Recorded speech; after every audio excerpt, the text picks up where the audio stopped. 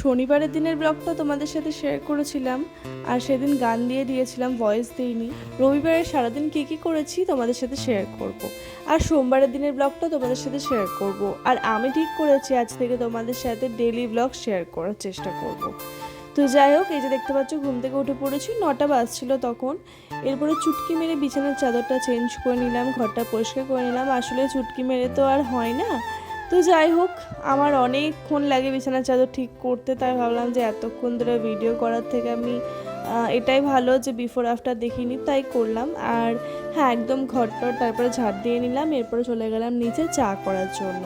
তো এই যে দেখতে পাচ্ছ লাল চা করছি। সকালের দিকে লাল চাই খাই, আর বিকেলের দিকে এক একদিন নিচ্ছিল তখন দুধ চাটা খাই।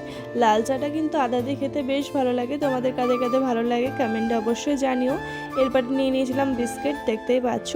চা খেয়ে নেওয়ার পর চলে এলাম ওপরে। কিছু জিনিস টুকটাক বাইরে ছিল, সেগুলো আলমারির মধ্যে ভরে রাখবো বলে। আর আমার আবার একটা জিনিস কি, মানে বাইরে যদি কোনো জিনিস থাকে সেটা আমার ভালো লাগে না, মানে যেখানকার জিনিস সেখানে রাখতে পছন্দ করি। চানাচুর ভালো করে মাখিয়ে নিয়েছিলাম, দিয়ে খাচ্ছিলাম জল খাবারে। আসলে এক একদিন এক রকম খেতে ইচ্ছে করে, কোনোদিন পরোটা, কোনোদিন মুড়ি চানাচুর, কোনোদিন ম্যাগি। তো রবিবারের দিনে আমার একটু মুড়ি চানাচুর খেতে ইচ্ছে করছিল, পেঁয়াজ দিয়ে তেল দিয়ে মাখিয়ে, তাই খাচ্ছিলাম।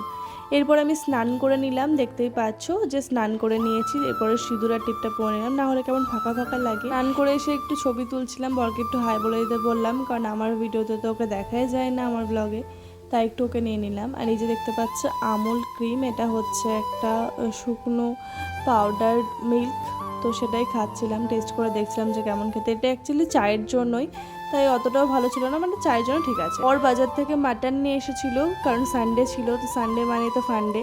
আমি কিন্তু বেশিরভাগই চিকেন খাই, তো ওর মাটন খেতে ইচ্ছে করছিল, তাই মাটন এনেছিল। রান্নাটা কিন্তু ওই করেছিল, কিন্তু খুব ভালো রান্না করে। মাটন হলে আমি খুব একটা করি না, আমার বড়ই করে, আর আমি বেশিরভাগই চিকেন রান্না করি। তো যাই হোক, এরপরে মাটন দিয়ে ভাত খেয়ে নিলাম। আর এরপরে গ্যাসটা মোছা বাকি ছিল, তো গ্যাসটা ওই জন্য মুছে নিলাম ভালো করে। রান্নাঘরটা দেখো কি অবস্থা হয়ে রয়েছে, রান্না করলে তো এরকমই হয়ে থাকে, নোংরা হয়ে যায়। এরপরে ভালো করে পরিষ্কার করে মুছে নিলাম, সেটাও তোমাদের সাথে শেয়ার করে দিলাম। খাওয়া দাওয়া করে একটু ঘুমোলাম, ঘুম থেকে উঠে একটু কফি করে নিয়ে এলাম দুজনের জন্য, তো কফি খাচ্ছিলাম এখানে। আর এরপরে ভাবলাম একটু সন্ধ্যেবেলায় ঘুরে আসি, তাই রেডি হয়ে নিয়েছিলাম। এই কুর্তিটা না আমার অনলাইন থেকে নেওয়া, মিশো থেকে নেওয়া, এত ভালো ছিল কুর্তিটা, এখনও অবধি পরছে, 1-2 বছর হয়ে গেল নেওয়া, তার বেশি তো কম না, খুব সুন্দর। তো যাই হোক, এরপর আমরা একটু ঘুরতে বেরিয়েছিলাম, আমরা গেছিলাম স্কোয়ারে। তো স্কোয়ারে গেছিলাম, অনেক দিন পর একটু বসে গল্প করলাম।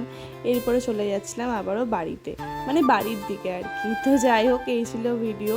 আর হ্যাঁ, সামনেই তো রথ, তাই রথ বার করা হয়ে গেছে, 16 তারিখে যেহেতু রথ আসছে। তো যাই হোক, এরপরে চলে যাচ্ছিলাম আমরা বাড়ি। আর এই ছিল ভিডিও। আমার ভিডিওগুলো তোমাদের কেমন লাগে, বা এই ভিডিওটা কেমন লাগলো কমেন্টে কিন্তু অবশ্যই জানিও। আর একটু প্রজেক্ট বাকি ছিল, তো প্রজেক্টটাও করে নিলাম। আর এই পেনটা না আমার খুব ভালো লাগে, কটন। তো এই ছিল ভিডিওটা কেমন লাগলো কমেন্টে অবশ্যই জানিও। Tata, bye bye.